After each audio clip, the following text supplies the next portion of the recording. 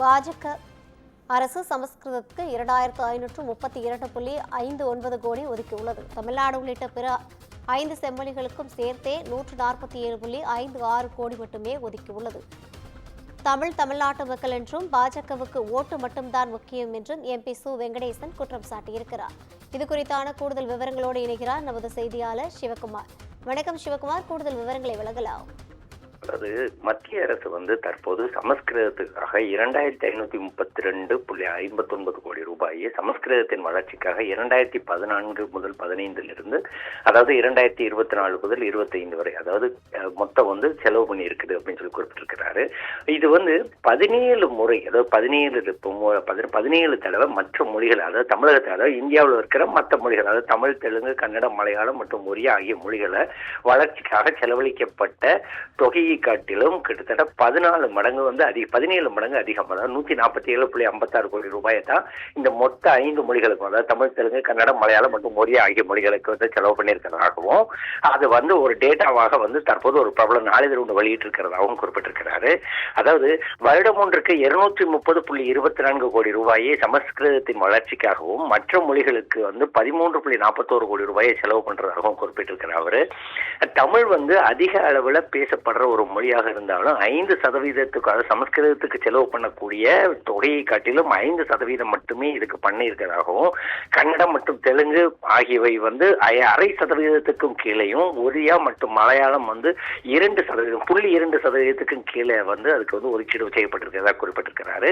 தமிழ் தான் முதல்ல டெசிக்னேட், அதாவது அதுதான் முதல்ல பேசப்பட பிராந்திய மொழின்னு சொல்லி தெரிவிக்கப்பட்டாலும் 2004ஆம் ஆண்டு 113.48 கோடி ரூபாய் ஜிபிஐஎல் ஸ்கீம்ல கிடைச்சதாகவும், தற்போது 22 முறை அதாவது 22 தடவை அந்த அமௌண்ட், அந்த குறிப்பிட்ட தொகையை சமஸ்கிருதத்தை செலவு பண்ணியிருக்க தொகையை காட்டிலும் அதிகம்னு சொல்லி குறிப்பிட்டிருக்கிறார் அவரு. அதே மாதிரி கன்னடம், தெலுங்கு, மலையாளம் மற்றும் ஒரியா ஆகிய மொழிகள் 2008 தொடங்கி 2014 வரை 34.08 கோடி ரூபாய் செலவு பண்ணியிருக்க அதுக்கு ஒதுக்கீடு செஞ்சதாகவும், சமஸ்கிருதத்தை வளர்க்கிறோம் அப்படிங்கிற பேர்ல மற்ற மொழிகளை நசுக்கிக்கிட்டு இருக்கிறாங்க அப்படின்னு சொல்லி குறிப்பிட்டிருக்கிறார் அவரு.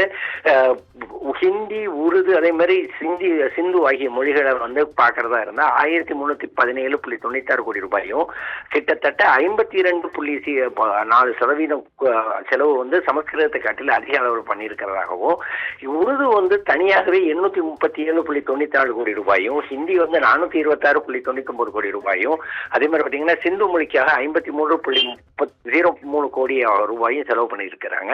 அதே மாதிரி 2011ஆம் ஆண்டு சென்சஸோட நிலவிட ஒப்பிடுகையில் தமிழ், தெலுங்கு, மலையாளம், ஒடியா மற்றும் கன்னடம் ஆகிய மொழிகளுக்கு கிட்டத்தட்ட 21%, அதாவது இந்தியாவில் உள்ள மொத்த மக்கள் சதவீதத்தில் 21.99% மக்கள் இருக்கிறதாகவும், ஆனா சமஸ்கிருத மொழிக்காக செலவு பண்ண தொகையை காட்டிலும் இந்த மக்களுக்காக செலவு பண்ண, அதாவது தமிழ் உள்ளிட்ட இந்த பிராந்திய மொழிகளோட வளர்ச்சிக்காக செலவு பண்ணியிருக்க தொகை கம்மியா இருக்கிறதாகவும் தெரிவிச்சிருக்கிறார் அவரு. தமிழக முதல்வர் மு க ஸ்டாலின் ஏற்கனவே சமஸ்கிருதம் மற்றும் ஹிந்தியை தமிழ் கூட திணிக்க முயற்சிக்காதீங்கன்னு சொல்ற ஒரு நேரத்துல பாராளுமன்றத்துல செங்கோல் வாங்கக்கூடிய இந்த சூழ்நிலையில ஹிந்தியை பிராந்திய மொழி, அதாவது ஹிந்தியை தமிழக அரசோட அரசு அலுவலகங்கள் இருந்து நீக்குங்க அப்படின்னு சொல்லி தன்னோட ட்விட்டர்ல வெளியிட்டு இருக்கிறாருங்க. விரிவான தகவல்களை வழங்கியமைக்காக நன்றி சிவகுமார்.